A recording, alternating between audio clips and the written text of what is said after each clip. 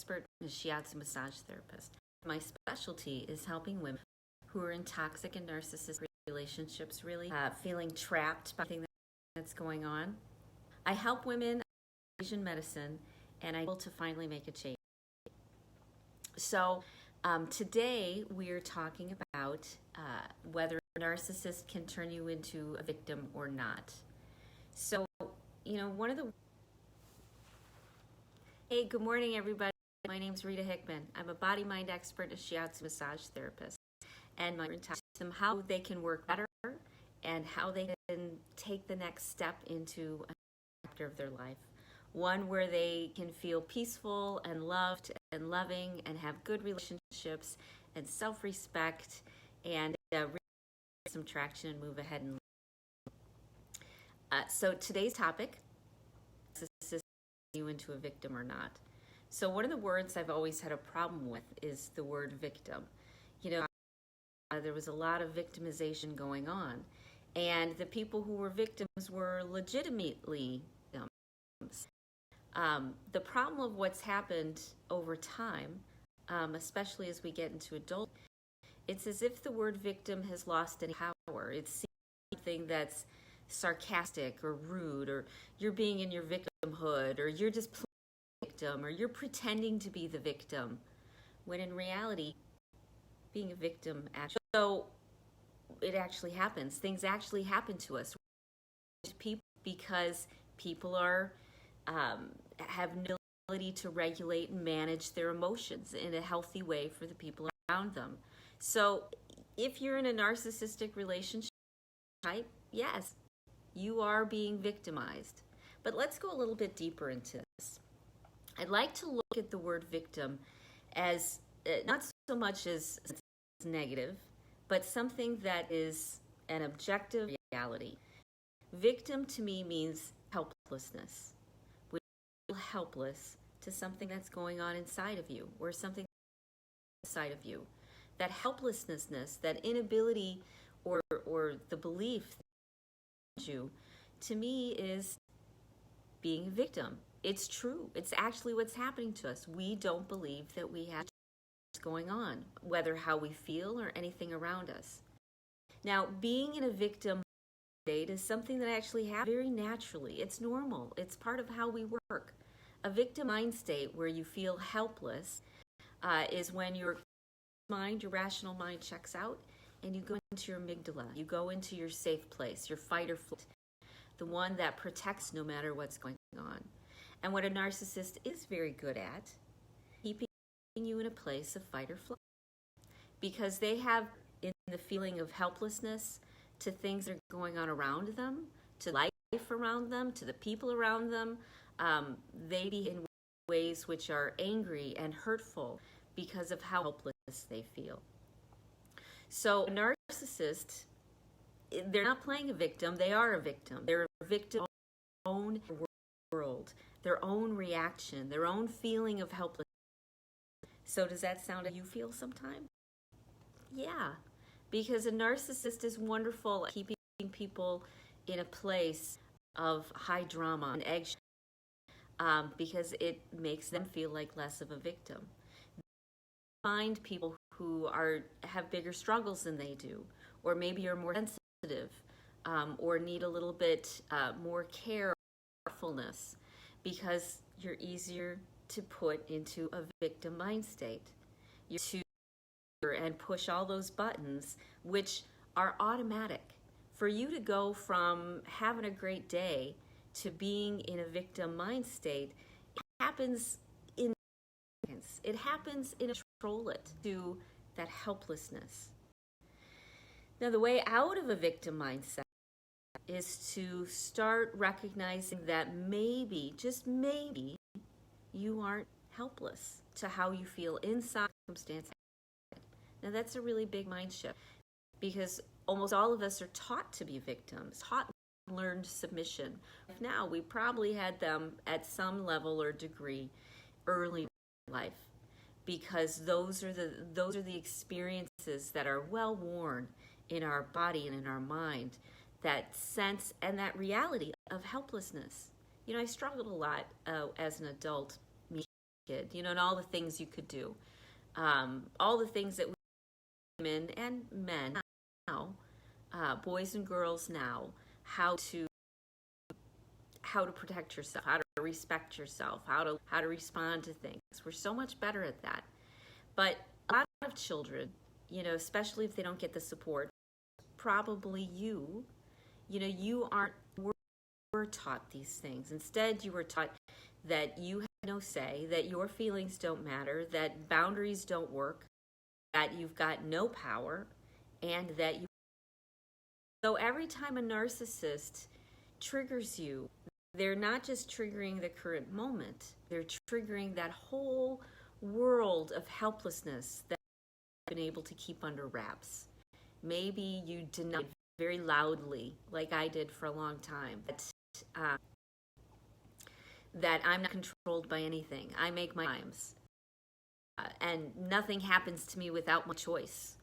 I went that route of needing to feel in control. No matter what happened to me in the world, that it couldn't affect me, that I was above this and I didn't have. That's called detachment and disassociation. If it's too far, it's disassociation. It's time we started to recognize that many women and girls have been victimized for a long time, and a lot of men too, but my specialty. So we've been victimized for a very long time, taught to be a victim, and then because that's what we knew and that's how we related to the world, people victimizers, for whatever reason, whether it's mental, conscious, subconscious, trauma, it doesn't matter, because it's all about survival and control. And so when someone finds somebody else they can control, who will do what they ask, who's loving and caring and compassionate, then we tend to bring in people who, they like those qualities. They like that we're willing to work so hard to make them feel so good. It's such a wonderful thing for them, willing to sacrifice everything and let them need to be, whether it's, with other relationships, or whether it's, angry all the time. We're willing to put up with it. So in their minds, we're actually the perfect partner for them. When people feel helpless, they just grab blindly for is you. They like you because of how you make them feel, because you're willing to give them everything that they at least, and if you're willing to give them this because they're willing to bully you and to control you, so that you're in a place of flight all the time, in a place of victim, just reacting. One of the reasons narcissists do that, make everybody mad around them, is because it gives a great sense of control. Like they've power, it's predictable, they understand, it can piss you off. So when a narcissist is feeling like a victim, they're stuck in their helplessness, they're stuck in their pain, and they can't see any other way out. They're just overwhelmed by this feeling. Of course, what they do is manipulate you, get angry at you, because it's predictable and it's safe, and it's because they know exactly what your buttons are and exactly how to push them in order to feel good of themselves again. That's just normal. Always that way. Maybe when they feel safe or comfortable or things are going smoothly, then they don't believe, then they're not in that space. There they are, trying to get that feeling of power again. And the side effect is that you end up victimized, because they are manipulating you in order to stay in a place of panic and fight or flight where you can't think clearly. It's the dance. So yeah, narcissist turns you into a victim very purposely. And we all have that victim mindset. Every single one of us carry it.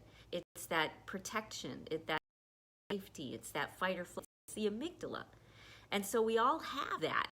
We all are a victim and can be by how we feel, by what's going on around us, all of us.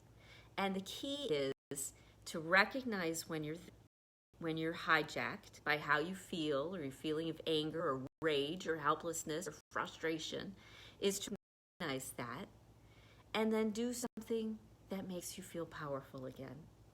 Do something that takes back your powers, So maybe it's a day of going to a spa, needs met, where you can feel warm and comfortable and connected. That's ways you take your power back.